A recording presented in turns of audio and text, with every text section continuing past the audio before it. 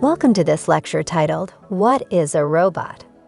The learning objectives for this lecture are: explore devices that may be considered to be a robot, discover common qualities that are shared by devices that might be considered a robot, and review proposed definitions for a robot.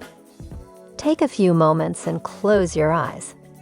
With your eyes closed, try to picture a robot. What is the first image that comes to mind? More often than not, our default image of a robot is one that looks somewhat human. We define a humanoid object as one that appears or resembles a human. Humanoid robots usually have some kind of torso, a pair of legs, a pair of arms, and head. It's important to know that the preconceived notion that a robot resembles a human is probably rooted in the origins of the very idea of a robot. As will be explored in a later module, the concept of a robot came from science fiction. The word robot comes from an Old Church Slavonic word, robota, which means servitude, forced labor, or drudgery. The four familiar robots shown here all have a humanoid appearance. Robbie the Robot, Boston Dynamics Atlas, Tesla's Optimus, NASA's Robonaut. Robots are common throughout society, and not all have a humanoid shape. They are used in manufacturing, commerce, service industry, and exploration. A common assembly line robot has a single arm structure that can move in multiple directions. By changing the adapter at the end of the arm and programming the needed motions, a generic robotic arm can be used for a variety of purposes. There are multiple companies that specialize in making assembly line robots. A popular assembly line robot is made by Fanuc. As an alternative to a conveyor system, some warehouses use robots as automated storage and retrieval systems. These robots can reliably store and retrieve items in a repetitive fashion. They are also able to move heavy loads, which helps with human safety. A famous version of a warehouse robot is the Amazon Kiva system. On some university campuses, food is delivered using robots that resemble a cooler on wheels. One version of this is made by the company Starship. Robots are often used to explore regions of the world, or even outer space. These remote locations are often too dangerous for human exploration. The Slocum glider is an example of a robotic explorer that is used to collect data in large bodies of water. It can travel long distances and to great depths while collecting data, and it can be programmed to patrol for weeks at a time and to work in a network of multiple gliders.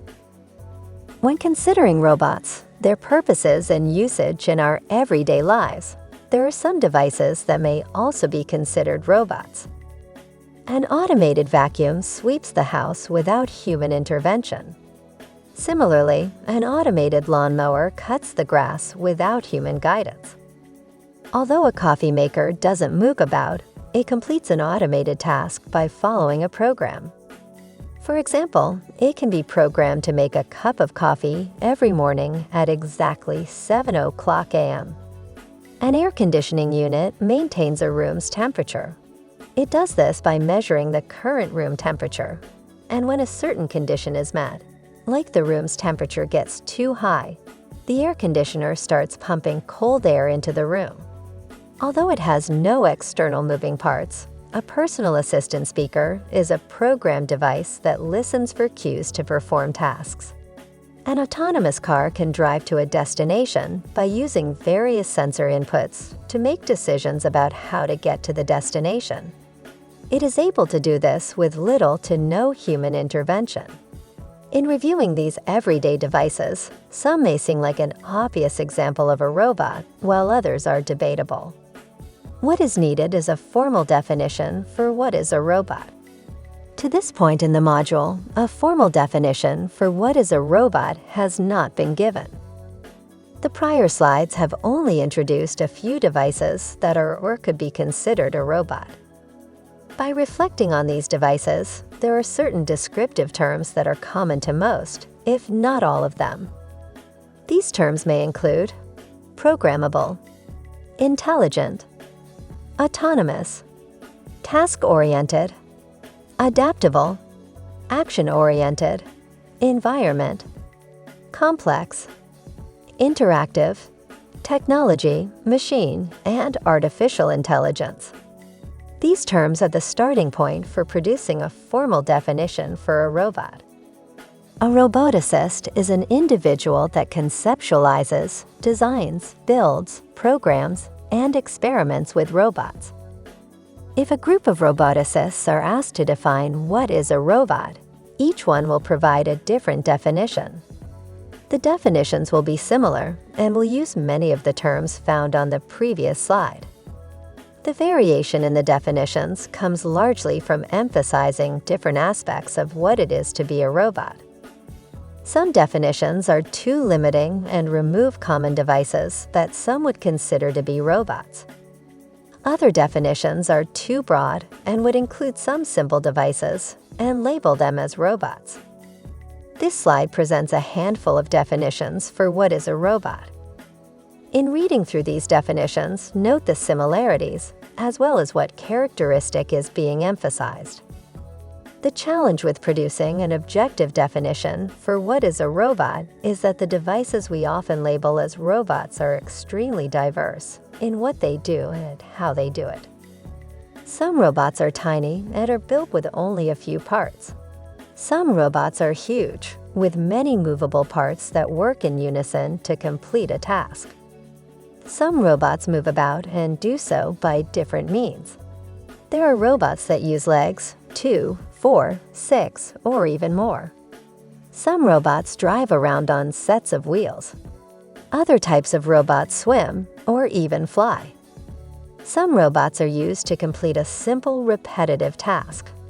Other types of robots use artificial intelligence algorithms to learn and to adapt.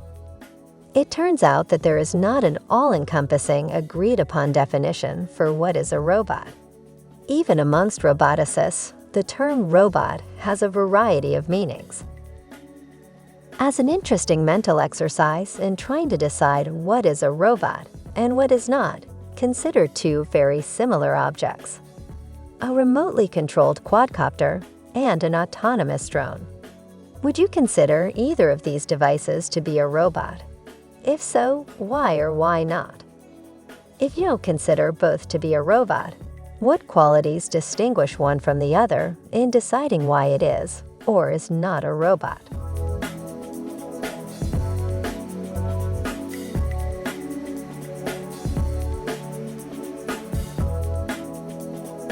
Thank you for watching.